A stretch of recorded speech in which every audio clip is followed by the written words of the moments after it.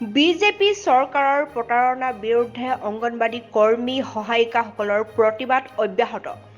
প্ৰতিদিনে ৰাজ্যৰ বিভিন্ন প্ৰান্তৰ লগতে ধেমাজিতো ৰাজ্য চৰকাৰৰ বিৰুদ্ধে অসহযোগ আন্দোলন অব্যাহত ৰাখিছে অংগনবাড়ী কৰ্মী সহায়িকাই।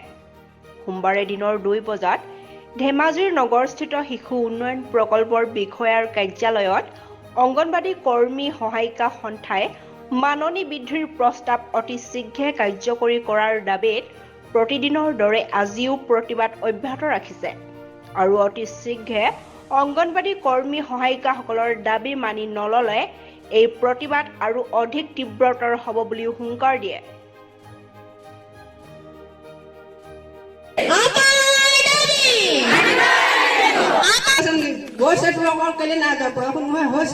আপোনালোকে ডাঙৰ টুকুৰাটো পাম বুলি আশাত বঞ্চি আছো।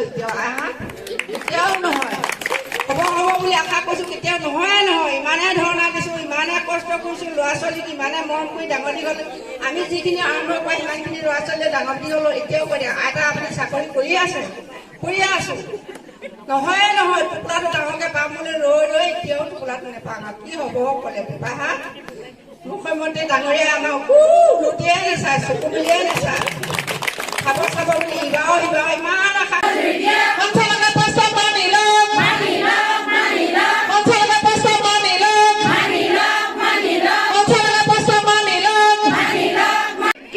আমাৰ শিশু উন্নয়ন প্ৰকল্প আছে। গতিকে আমি কাৰ লগত খেলা কৰিছো? শিশুৰ লগত খেলা কৰিছো।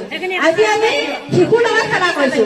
শিশু আমাৰ মানৱ দেহৰ সৰ্বাংগীন উন্নতিৰ কাৰণে আমি দেহে যুঁজি আহিছো। আমাৰ আজি এনেকুৱা এটা সেৱা নাই যিটো সেৱা যাতে আমাৰ মানৱ দেহক সহায় নকৰে। আমি সকলোখিনি সেৱাই আমাৰ মানৱ দেহৰ শিশুসকলৰ লগত জড়িত হৈ আছে। আজি এজন শিশু হয়নে এজন দেশৰ ভৱিষ্যতৰ নাগৰিক হয়নে?